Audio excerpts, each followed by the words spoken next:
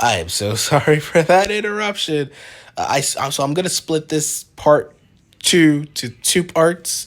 Sadly, so yeah, this is gonna be just split up into two parts. Okay, but anyways, I'm gonna resume back to it was Michael Giacchino who's directing Blade. And I think I was going back to the point that the reason why I didn't do Werewolf by Night was simply because Michael Giacchino would do Blade. And a lot of the elements of Werewolf by Night will be introduced in Blade. So, for the most part, we're going to establish that Blade has been around for a couple of years at this point, maybe over a decade. He's been killing vampires. We're going to establish that the monster hunting world is a very different world. It's a very unique world as well.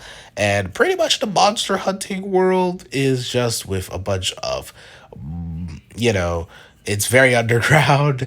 Basically, what they have established in Werewolf by Night, I have been repeating my words a little too much. But yes, it's this underground place that people have not known about. It's this community that kills monsters. And the reasons why we don't know about monsters is that we don't know that they existed because that's how good monster hunters have been.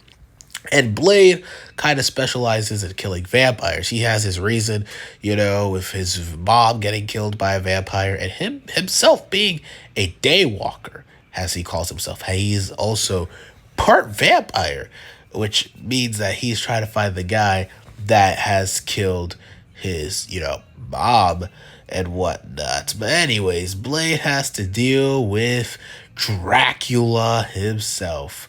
Yes, Dracula. Originally, I was going to save Dracula, but I feel like it's going to be more personal if we're going to do a Blade sequel that he goes after the vampire that killed his mother in the sequel. I don't want him to officially just go after the guy that kills his mom. So we're going to save that for a later movie. But Dracula is planning to use the Bloodstone, which is this thing that will give him ultimate power. So we're going to kind of switch it up a little bit. That whoever wields the Bloodstone, it enhances your abilities. It gives you extra power, if you will, or extra skill to handle yourself. And Dracula is holding this potential monster. A bunch of vampires have taken this quote-unquote monster that has access or is the so-called nexus of the multiverse. And one girl that was the friend of this supposed monster knows Blade hunts vampires, so asks for his help. And this is going to be, I said in the other video that I would recast America Chavez to a different actress, but I would keep Xochitl Gomez, and her role would be the niece of Werewolf by Night. Now, I'm forgetting her name, but she is basically going to be like the niece of Werewolf by Night. Werewolf by Night is not going to show up in Blade, the movie, but we're going to drop hints that he does exist in the universe, and obviously she's the niece. And what makes her ability so interesting is not only she could turn into a werewolf herself, but she can also turn into a vampire. So she fits into the Blade world a little bit. And obviously another person wants the Bloodstone since it was from her family, or at least her family was able to get the Bloodstone earlier, and now due to, her father passing away and losing it, it's got into the hands of the vampires. And Elsa Bloodstone wants it as well. And we're going to learn that Elsa Bloodstone has met Blade before, and in fact, they've had maybe a little bit of romantic feelings towards each other. But regardless, all three of them go out of their way to stop Dracula from his plans of using the Bloodstone to ultimately control this monster that is the supposed nexus of the multiverse. So, yeah, it's going to be this little fun story. Well, fun in terms of violence, because this is going to be the most violent MCU movie that we're going to do. There's going to be blood everywhere, limbs, like vampires are getting chopped off viciously. So it's going to have the violence of Werewolf by Night. Now, because it's sadly a movie and not in black and white, it might be a little toned down, but we're going to highlight as much violence.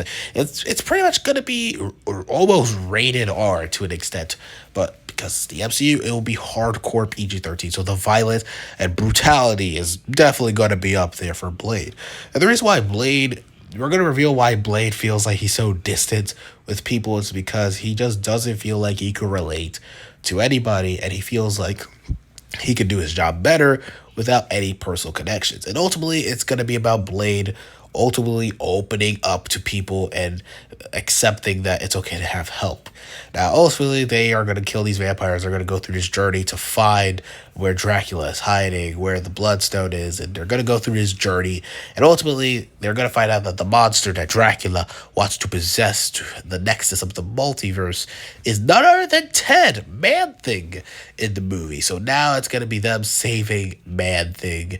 And we're going to find out that Werewolf by Night's niece, Xochitl Gomez's character, is, actually really good friends with Ted. So it's basically going to be the same dynamic as, Werewolf by Night and Ted in, the Disney Plus show.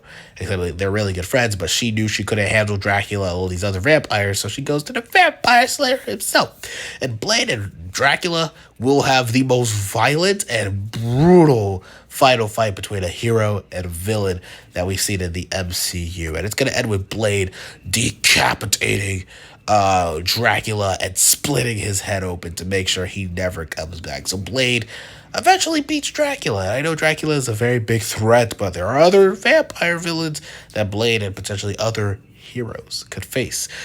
Obviously, this is where we tease that Midnight Suns could be a thing. We already have Man-Thing. Elsa Bloodstone is there. Werewolf by Night's niece could lead into Werewolf by Night. But ultimately, Blade,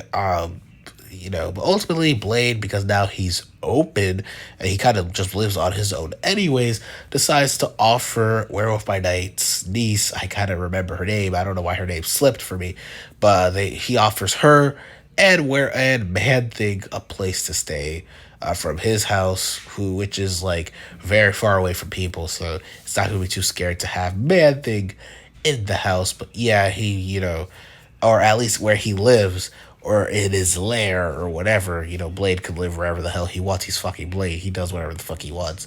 But wherever he's staying, he's allowing them to stay there because they don't really have an exact place to stay themselves. And Elsa Bloodstone decides to return to her house with the Bloodstone, but she promises that her and Blade will cross paths again, and that, maybe they should make a team to stop some of these supernatural threats since they've been becoming more apparent recently. And Blade is kind of down with that idea. He kind of likes maybe building a team, and he's already thought of a few members of it. So that's gonna reveal that Blade has already talked to Moon Knight, because he's noticed himself the supernatural stuff starting to happen a lot recently, but now his thing is gonna really be on radar because of the events of his own movie, where we learn about the vampires, the lore of monster hunters, monsters.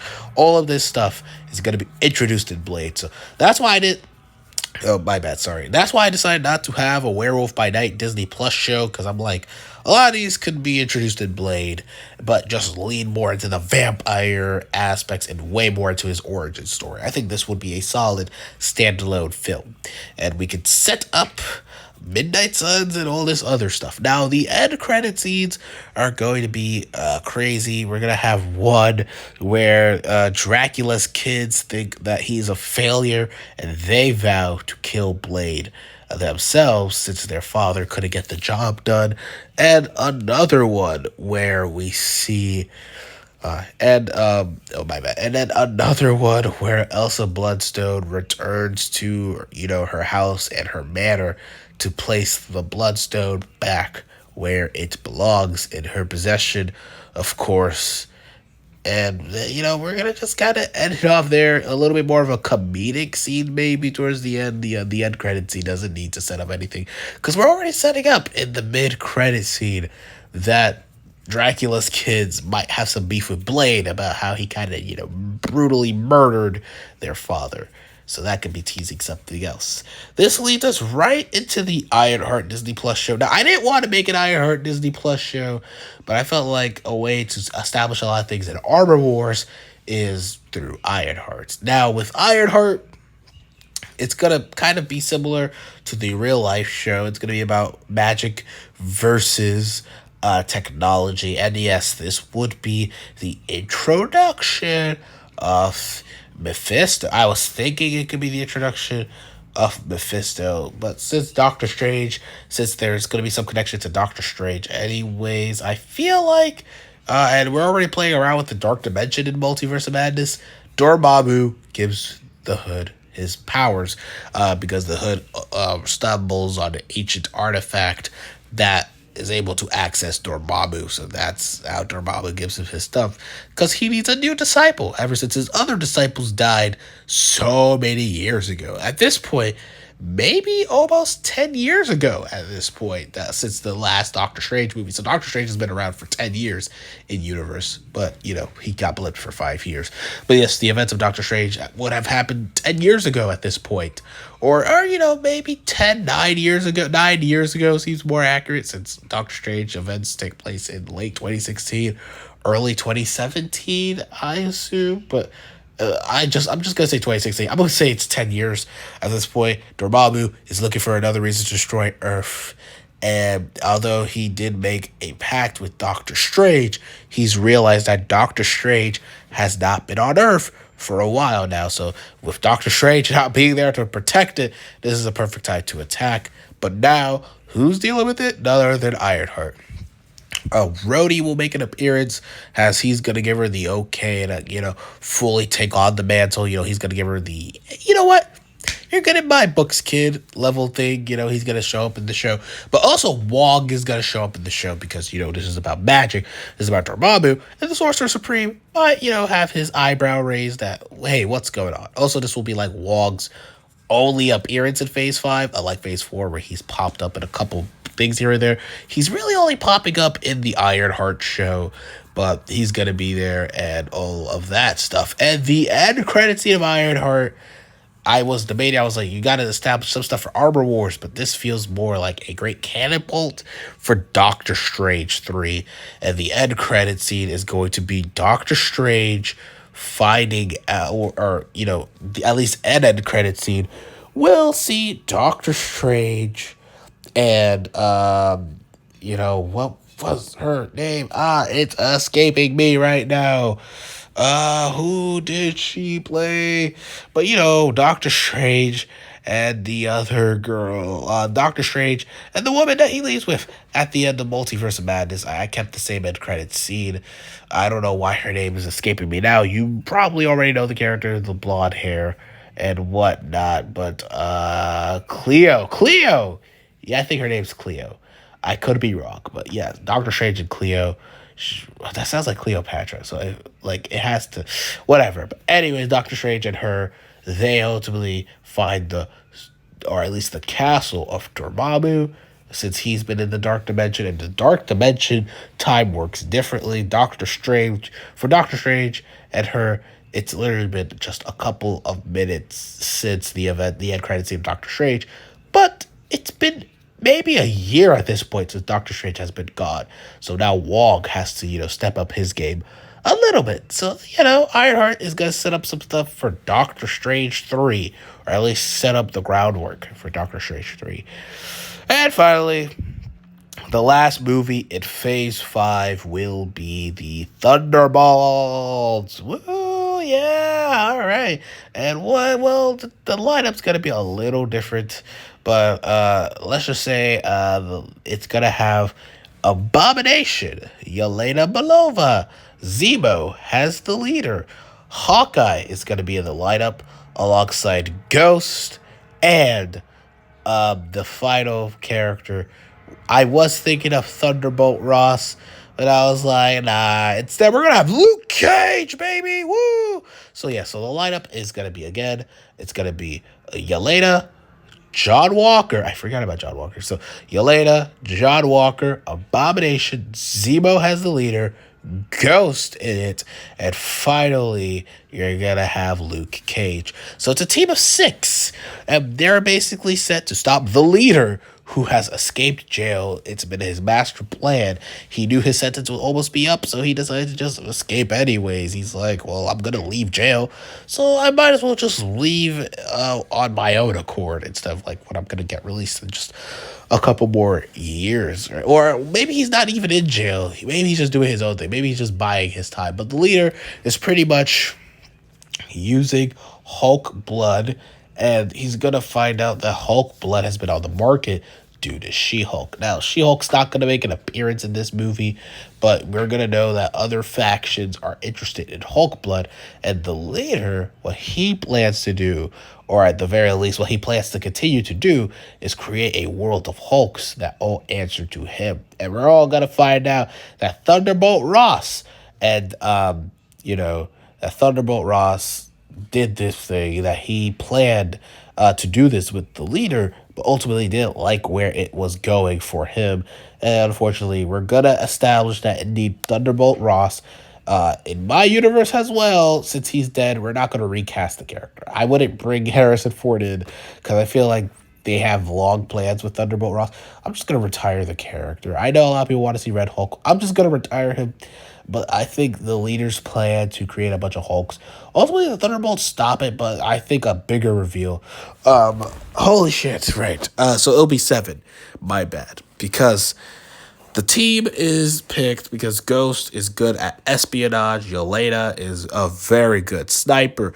John Walker, he's basically like U.S. agent, so he could be like a secondary leader. Zemo is picked for his leadership skills, right? Abomination is the powerhouse alongside Luke Cage, who is also the powerhouse. So there's a little bit of a joke, kind of similar to Suicide Squad, where Luke Cage is like, "Why did you pick me if you have Abomination?" And she's like, "Well, we're gonna need 2 powerhouses for what we're planning to do." And ultimately, they find out, "Oh shit, we're fighting Hulk, so we do need a lot of powerhouses, or at least we're gonna fight a lot of Hulks, or we're trying to stop a bunch of Hulks, so we need more powerhouses." So we have those main 6. We have Zemo, Ghost, Abomination, John Walker, Yelena, and Luke Cage. And Hawkeye is added to the team because of he has to regulate the team. And, Val needs him to be there to regulate the team to make sure they don't get off the walls because they're all a little bit unstable.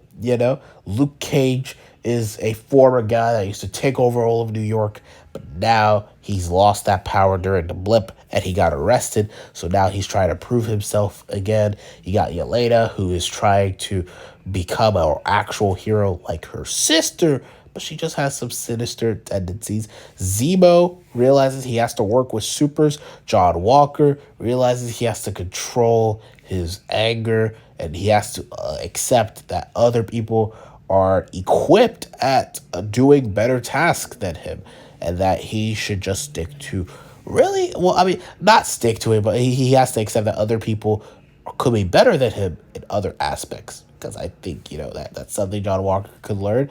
Ghost is going to learn to trust people, the most generic thing ever. Abomination is going to try to bring I didn't make Abomination the haiku-loving guy that he is in She-Hulk, so Abomination has a lot of issues himself with Hulks. But now he's a free man, so he's trying to move on from his past. And, you got Hawkeye, who is blackmailed to join the team because she's like, Val's like, hey, I got proof of you being Ronin.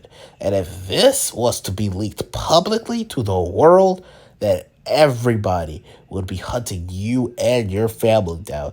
So she's like, you better work for me or I will reveal to the whole world that you are Ronin and your reputation will be ruined. And Clint is doing it to protect his family. Ultimately, though, Clint finds out that she is a Skrull, which is another huge twist. And he tries to tell the other team, like, hey, Val's a Skrull. And not only that, he finds out that Val is she's giving information also to Doctor Doom, and that ultimately the Skrulls have a new alliance with Doctor Doom. So that's the lasting impacts of Secret Invasion, that they have this thing. But overall, Hawkeye kind of exposes her to the team.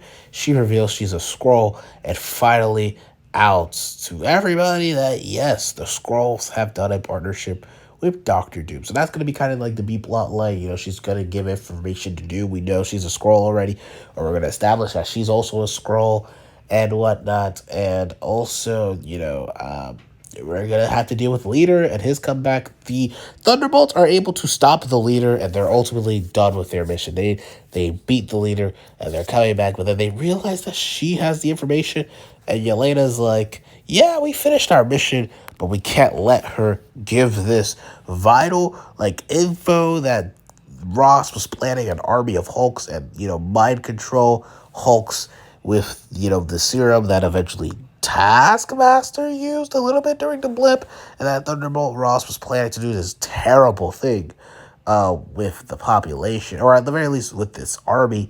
And Leader was going to advance it. If she gives it to Doom, he's going to probably continue those plans. And our mission is to stop those plans from leaking anyways. So ultimately, they fight Val, who is a Skrull, and we're gonna find out that some people in the raft are also Skrulls. What? The Skrulls have infiltrated everything, and they're gonna have a final battle where indeed where Emilia Clarke can revert back to herself, but ultimately she's going to die. Val is gonna die, and she dies, and the plans don't get leaked, but instead they burn. But instead, they burn. And ultimately, Yelena realizes that they can't expose any of this, that, Skrulls are working with Doctor Doom, because they just gotta destroy their proof. So ultimately, the team decides to just not say anything on the matter and move on. And ultimately, Hawkeye does die in this movie. I think Val will kill him because she's trying to keep her cover, but ultimately it's blown. And the Thunderbolts, they, leave, and they all go their own separate ways because Val's not in control of them. Nobody's really in control of them. Nobody knows about this task force. But they promise that they will team up every once in a while whenever there's a huge secret threat that the Avengers or other superhero teams can't handle. And this is where we go into the post-credit scenes. Doctor Doom is very furious about what happened to Val. She hasn't come back, and he has not gotten the information regarding what's going on with the superhero, what's going on with the super serum, or not super serum, but with Hulk blood.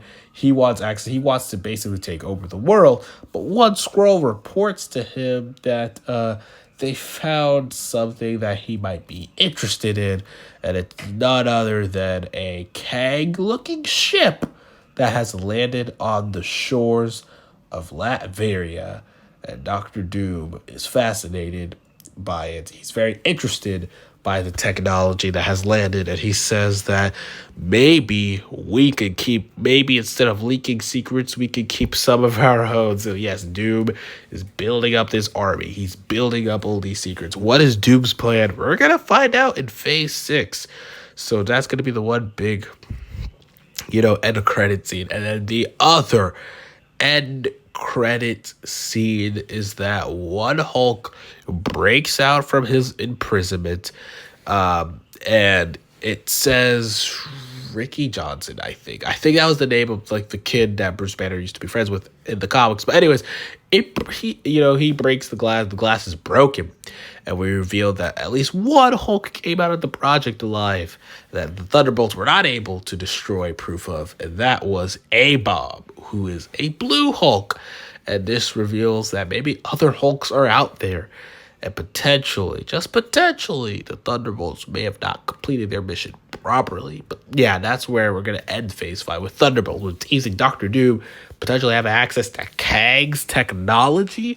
What's going on with that? And we're also going to establish all these other things. So, Phase 6 is going to really be the culmination of everything with Secret Wars.